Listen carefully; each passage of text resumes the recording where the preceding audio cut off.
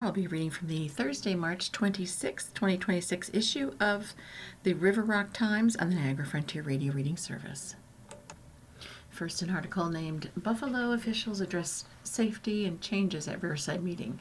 From taxes to new faces dealing with law and order in Buffalo, it was a packed agenda for the March meeting of the Rediscover Riverside Group. Eugenio Russi, appointed deputy mayor in January to oversee police, fire, and emergency services, was joined by Craig Macy, the city's interim police commissioner, to introduce themselves to the organization. Russi comes from a long line of law enforcement, serving 27 years himself, in addition to a brother who served as a police officer, one sister who served as a police captain in New York City, and another sister who worked in the Department of Homeland Security. Additionally, he's the previous executive director of Hispanos Unidos de Buffalo, a community-based organization, and ran a methadone clinic in Allentown for many years. Coming on board, I know that there were complaints. Mostly people thought that there needed to be changes, he said. I've seen, in the short time I've been here, I've seen a department that's really in need of leadership. I think we have a lot of really, really good officers. We have some bad apples, we've got some bad actors, and those will be flushed out. But for the most part, our police officers in the city of Buffalo are very, very dedicated to what they do. They're very professional in the way they handle the job. The same goes for the men and women in the Fire and Emergency Services Department, he said. I really appreciate what they do for us every single day, because sometimes we forget that people are putting their lives on the line for us to protect us. Sometimes we lose sight of that fact. He also asked residents, as has become a familiar refrain in these meetings, to call 311 or 911 to report any criminal or suspicious activity. My office is there to take and make sure that we investigate, that we find out the people not doing the right things and take action on those individuals and make the department as best as it can be. And the mental health training protection is a priority for officers. Macy, who is still listed as interim commissioner Wednesday night, but was called Commissioner Macy by the mayor at the Broadway Market during an event Saturday morning, addressed a handful of questions, including on the city's Foot Patrol pilot program from last year and the department's stance on mental health and mental distress training for officers. The original contract for the Foot Patrol program ended in January, but funding has been secured to allow it to resume in the summer.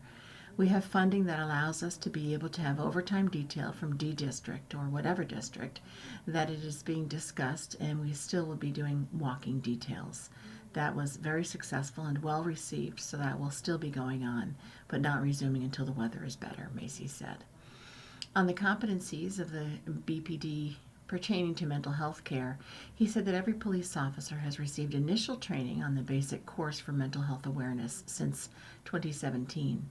Another 280 officers have undertaken at least one of 3 additional training courses, each lasting 1 to 3 days, in addition to regular trainings in mental and behavioral health topics.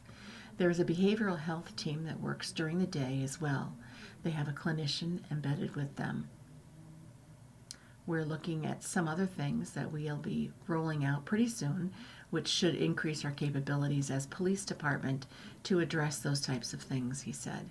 This is in addition to wellness training provided to officers to help them deal with any mental health or burnout challenges and stress they feel from their jobs. We as a profession historically maybe don't cope and deal with the things the best.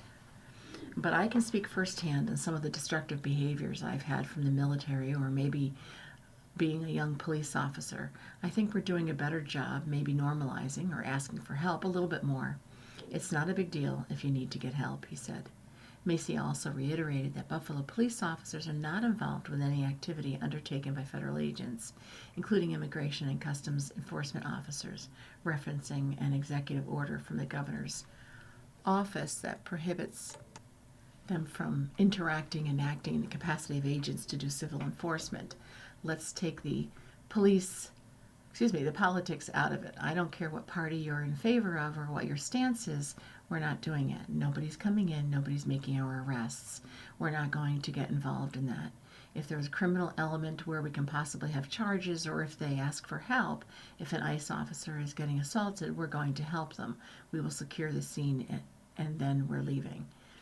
In other news, North District Council member Joe Gollenbach said he anticipates the City Council will receive the budget proposal from Mayor Sean Ryan on April 15th, even though the state budget will not be finalized by then, so any expected amount of state funding or anticipated deficit amounts will not be solidified.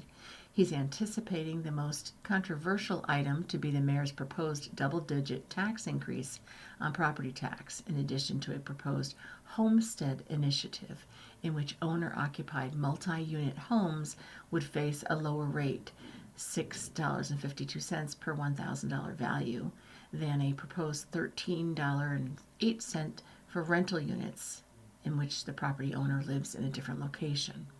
He said the idea behind that is that we want to soak the rich that own properties in the city of Buffalo. But the problem is that if we end up changing that, a double like mine, literally the tax would double on my property if it was solely a rental unit, with the unintended consequence of landlords increasing their rental rates to make up the difference. Ann McCooey of the Black Rock Riverside Alliance recently met with the city's Office of Strategic Planning about a long list of topics, at the top of which was funding for this splash pad at Riverside Park. She was reassured that the funding provided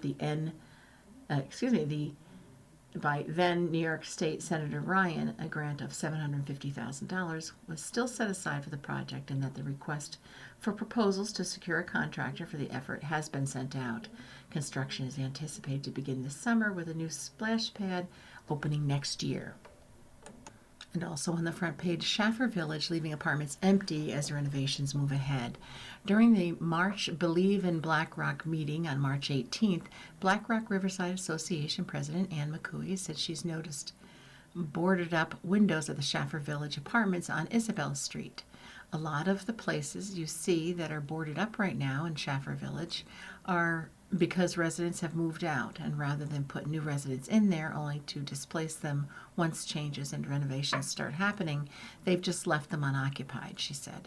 Schaffer Village has long been on the to-do list for the Buffalo Municipal Housing Authority, which manages the apartment complex, and currently third on the list of priorities as BMHA focuses on other major projects that are already fully funded. Schaffer Village is next on that list once those are farther along, McCooey said. Sharon Lindstedt, a spokesperson for BMHA, confirms that, stating, yes, we've started relocating tenants, and demolition of 4 buildings will happen later this year. We don't currently have a construction or rehab price tag or start date. She added that major efforts aren't likely to start before 2028. We had some changes in the development team, which set us back a bit, Lindstedt said. In addition to demolition, work on financing will be underway. During a meeting last week, the BMHA board approved its annual action plan, which will be submitted to the Federal Department of Housing and Urban Development. The document includes a lengthy section on Schaffer Village stating, in an effort to complete a comprehensive revitalization plan, an obsolescence analysis has been conducted and determined that demolition of the property is in the best interests of the authority, its residents, and the surrounding neighborhood. No demolition will occur without a relocation and replacement plan that will provide housing for all existing residents in good standing. The first phase of the project will involve converting up to 90 units of existing public housing units to project-based vouchers. The action plan continues. In addition, some of the units will be maintained as public housing in order to contribute capital fund program funds to the transaction.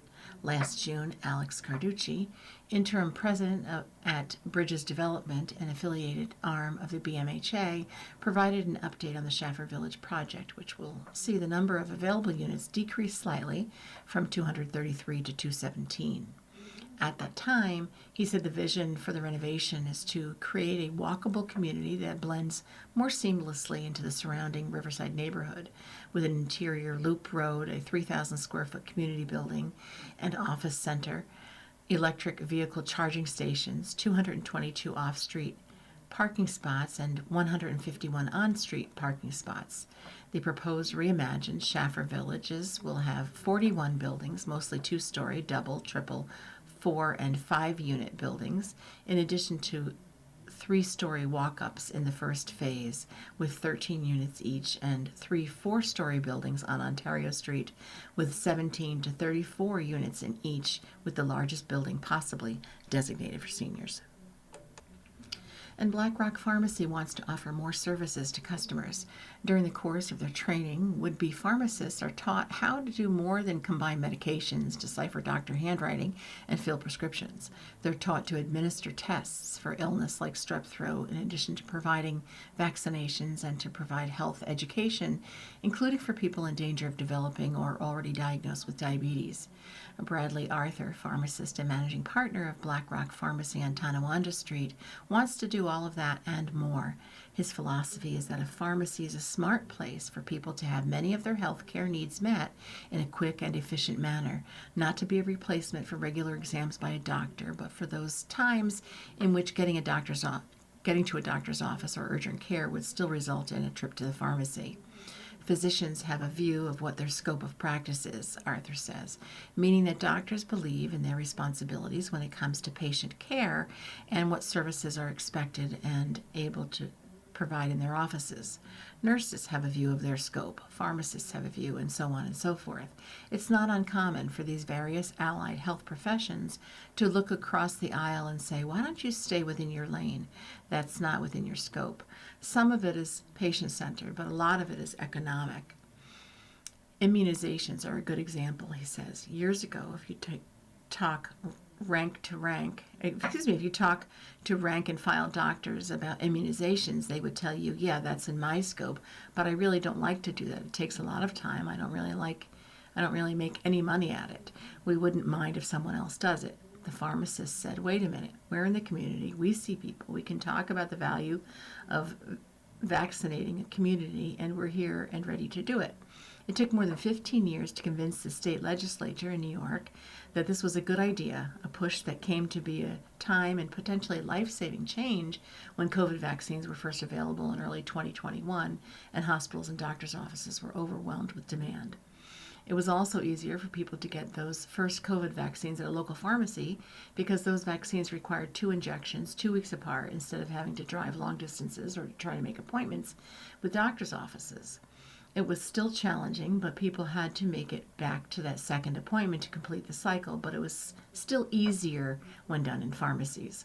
Pharmacies were there, poised and ready to vaccinate people.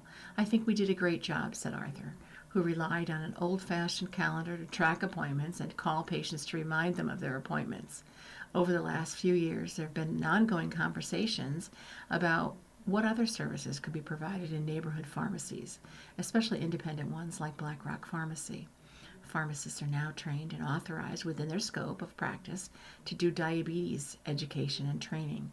We are currently developing a program to be able to do that. Our pharmacists are getting trained. We'll hold classes where we help to educate people about ways in which they can improve their diabetes management.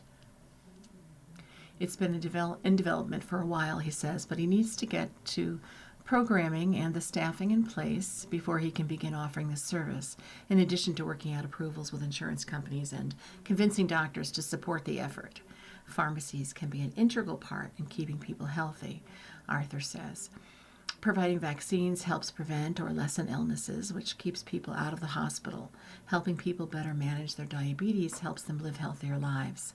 Pharmacies in New York State are increasingly being authorized to perform point-of-care tests, he said. For example, if someone feels sick, maybe with a sore throat, the idea is to go to a pharmacy, have a pharmacist perform a strep test, and if it's positive, they can fill an appropriate prescription all in the same visit. It eliminates the need for multiple stops in order to get care needed to make someone feel well again.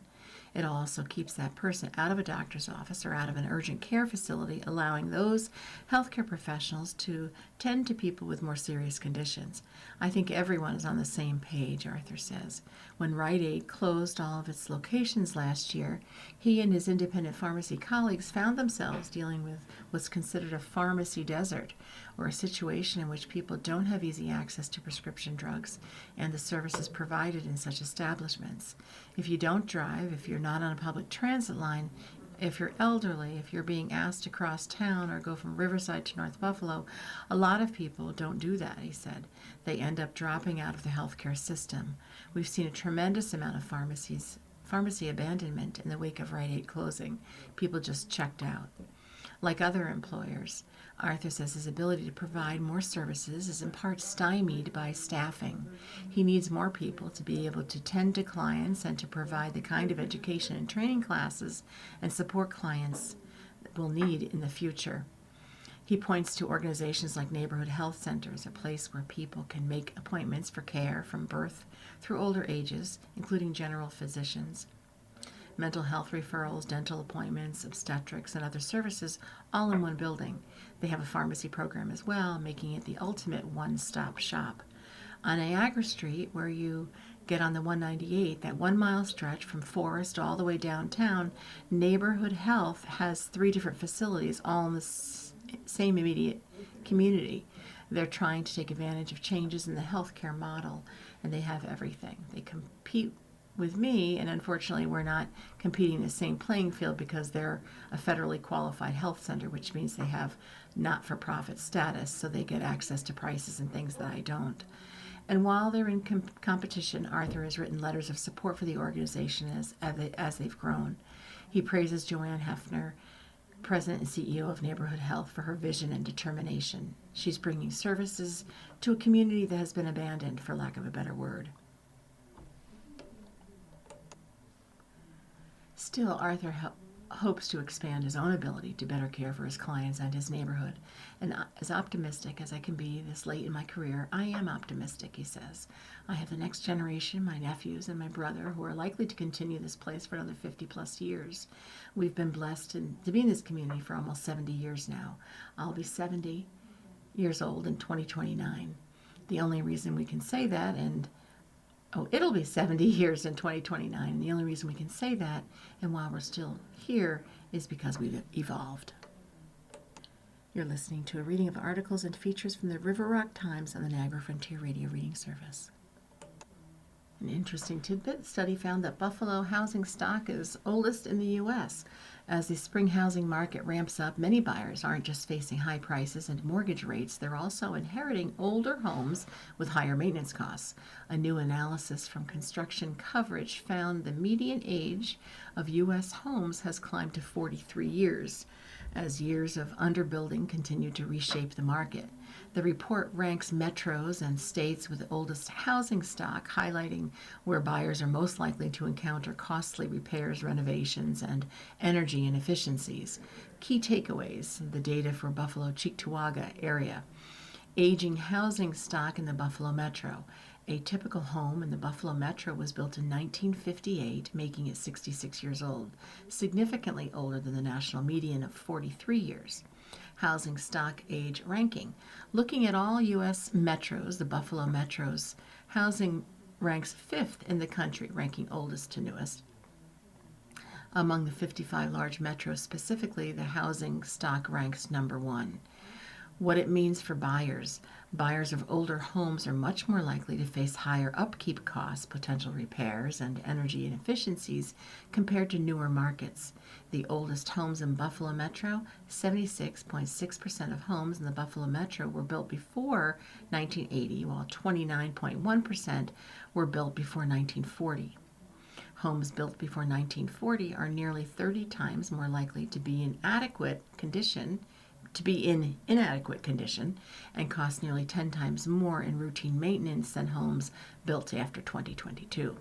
New construction in the Buffalo Metro remains limited. Just 5.4% of homes in the Buffalo Metro area were built since 2010, underscoring the ongoing gap in the new housing development.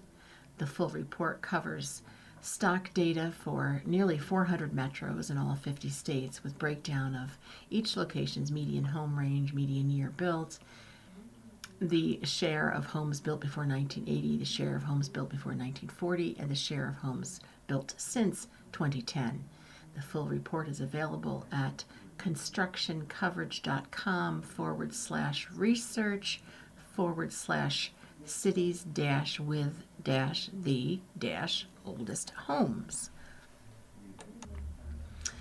And there's a report that New York lost $350 million in unpaid tolls. New York is losing hundreds of millions of dollars from unpaid tolls, according to a report which faults the state for failing to do enough to collect the money from scofflaws evading the cashless toll system. The analysis by the Metropolitan Transit Authority, MTA, found the state's cashless tolling system is owed more than $350 million in unpaid tolls and other related fees, such as fines, which make up more than 90% of the Thruway Authority's operating revenue. In 2025, the MTA's bridges and tunnels carried 340 million vehicles, and tolls generated $2.5 billion the year before, the agency said. While most drivers pay, some deliberately evade tolls, creating revenue losses that impact the entire transit system, the report's authors wrote. Because this funding supports subway, bus, rail, and bridge and tunnel improvements, collecting unpaid tolls is a real priority. The report's authors said a majority of the scofflaws are drivers who intentionally ignore notices about overdue and unpaid toll charges, even after threats of suspending driver's licenses. When these drivers receive their toll bills, they intentionally and repeatedly ignore invoices and violation notices, they wrote. Becoming a persistent toll violator isn't easy. It takes repeated action, disregard for the law, and 3 separate violation notices in a 5-year period.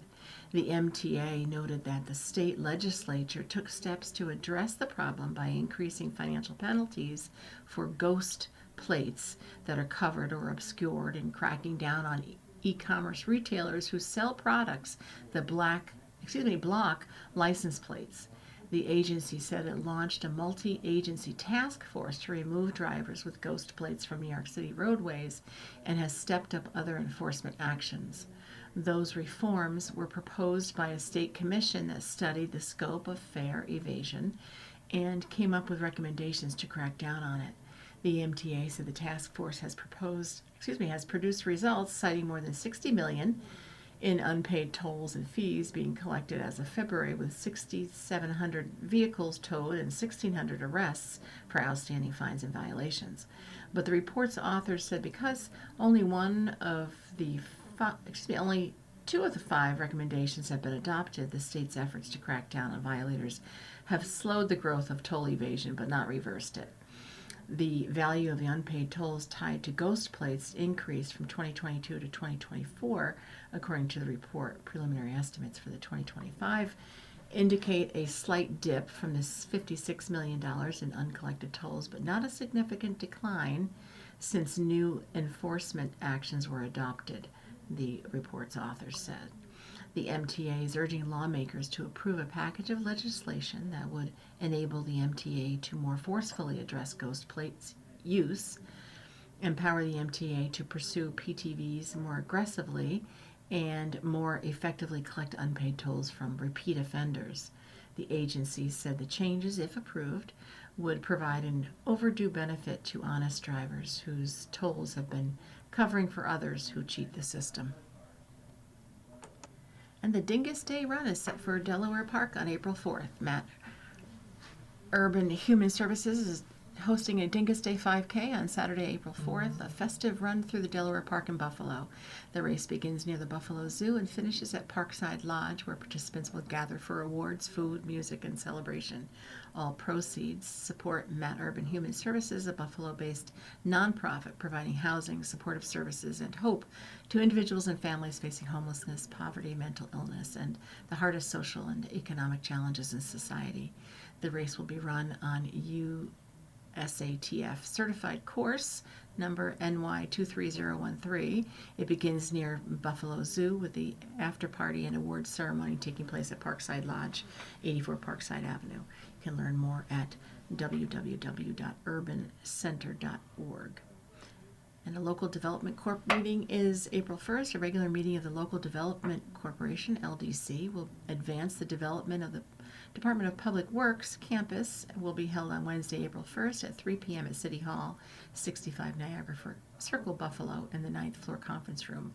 The meeting will also be streamed live over the internet at teams.microsoft.com/meet. And NOCO administers Empower Plus, offers free energy assessment. An unseasonably cold winter coupled with rising energy costs are catching many consumers off guard as they open their energy bills over the next couple of months. For families already making painful choices between energy, groceries, and other basic needs, this may be another added layer of financial stress. Local full-service energy company NOCO is administering the Empower Plus program to help homeowners determine whether they might be losing energy and options to help address and stop that energy loss to mitigate future utility bills. The Empower Plus program provides eligible low and moderate income households with rebates and incentives to install energy efficient products and cover critical upgrades. NOCO has invested in workforce training to install heat pump, water heaters, insulation, air sealing, and other energy saving measures supported by Empower Plus. In just the past year, they've helped more than 320 households reduce their energy use while creating long-term savings, with often little to no financial outlay for the homeowner. High energy costs touch every one of us, and the energy efficiency is one of the most effective tools to create affordability and resiliency. NOCO also offers free home energy assessments known as an energy audit and provides an evaluation of how your home uses energy, including examining insulation, windows, doors, and heating and cooling systems, as well as checking for air leaks and evaluating lighting and appliances. Homeowners can see where they may be losing energy, along with receiving recommendations on ways to make a difference in their future energy usage and what upgrades may be covered by the Empower Plus program. For more details, you can contact them at 716-833-6626. And finally, in Buffalo Briefs, Ryan issues moratorium on demolition permits. Mayor Sean Ryan issued March 19th an executive order establishing a 60-day moratorium on the issuance of certain demolition permits in the city of Buffalo, effective immediately and lasting until May 18th. During the moratorium, no new permits will be issued for the demolition of principal structures. However, the order includes clear and necessary exceptions to protect public safety and allow for ongoing development activity to continue. Emergency demolition will still be permitted when a building possesses an immediate threat to life, health, or safety as certified by the city officials or ordered by Housing Court. For decades, demolition has been the city's primary response to blight, often at significant cost to taxpayers and at the expense of our housing supply. At a time when we need more housing and construction costs are rising, that approach doesn't meet the moment. The demolition pause gives us the opportunity to take a more strategic look at our policies, ensure we're using the right tools to preserve housing where it makes sense, and align our approach with Buffalo's current and future needs. Over the past 5 years, the city of Buffalo has demolished more than 300 residential structures and multiple commercial buildings at a total cost of nearly $10 million. While property owners are legally responsible for these costs, the city has recovered only a fraction of the total amount, which has left taxpayers with the burden of paying for these demolitions. You've been listening to a reading of articles and features from the March 26, 2026 issue of the River Rock Times. We read from the River Rock Times on Tuesdays at 8:30 a.m. Your reader has been Elaine. Thank you for listening.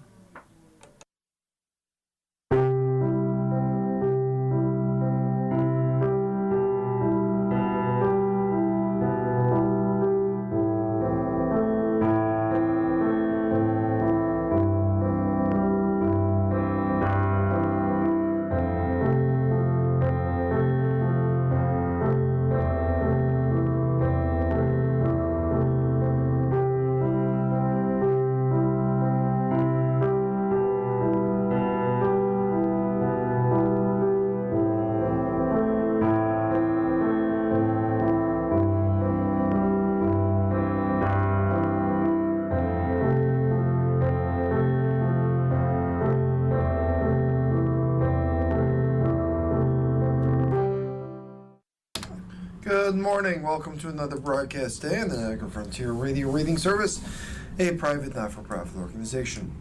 As always, please feel free to contact us with your comments, suggestions, and any questions you may have. Our phone number here is area code 716-821-5555. Our agency website is nfradioreading.org. As always, Feel free to contact us with those comments, suggestions, or questions, and please stay with us. Orion Buffalo News is coming up in just a moment. The following program is intended for listeners who are blind, have low